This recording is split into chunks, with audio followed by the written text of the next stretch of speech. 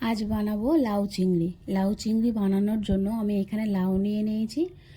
লাউয়ের খোসাটা ভালো করে ছাড়িয়ে নিয়েছি, ছাড়িয়ে পরিষ্কার করে ধুয়ে নিয়েছি। এবার লাউটাকে ছিলে নেব। আপনারা চাইলে সরু সরু করে লাউটা কেটেও নিতে পারেন। আমি এইভাবে করে গ্রেট করে নেব, একদম সরু সরু করে আমি ছিলে নেব লাউটা। দেখুন, একদম সরু সরু করে এরকম করে কেটে নিতে হবে। এবার আমি নিয়ে নিয়েছি কাঁচা লঙ্কা, চিংড়ি মাছ, আদা রসুন গ্রেট করে রেখেছি, আর একটা বড় সাইজের পেঁয়াজ ভালো করে মিহি করে কুচিয়ে নিয়েছি।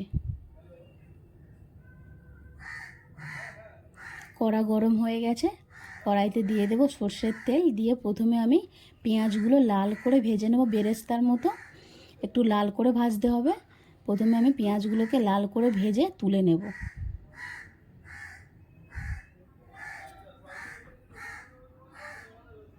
দেখুন, পেঁয়াজগুলো আমি লাল করে ভেজে নিয়েছি, এবার আমি তুলে নেব।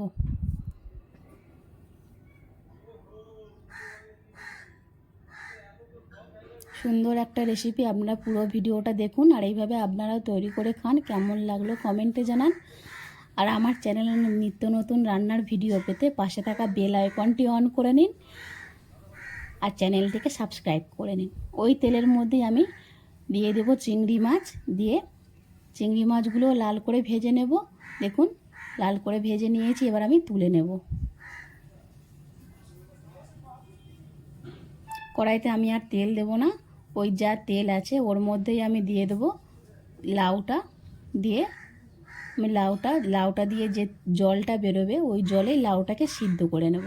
ওপর দিয়ে দেব হলুদ।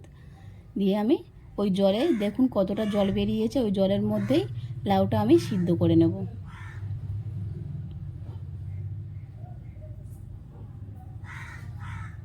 লাউটা এখানে সিদ্ধ হয়ে গেছে, এবার আমি এটাকে নামিয়ে নেব। কড়াইতে আবারও দিয়ে দেব ঘি, দেব এবার জিরে দেব, গোটা জিরে, আদা রসুন, কাঁচা লঙ্কা, নুন বা সব মশলা আমি ভালো করে ভেজে নেব। স্বাদ অনুযায়ী, স্বাদের জন্য একটু দেব চিনি।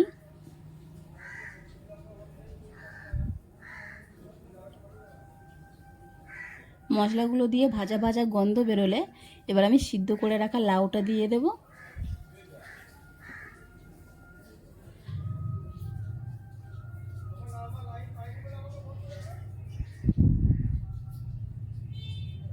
লাউটা দিয়ে এবার চিংড়ি মাছ আর ভেজে রাখা পেঁয়াজটা দিয়ে দেব।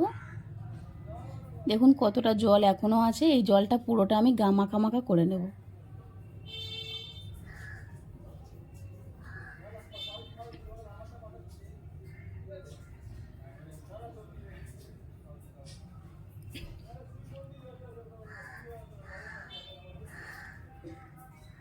জলটা পুরোটাই আমি মাখা করে নেব।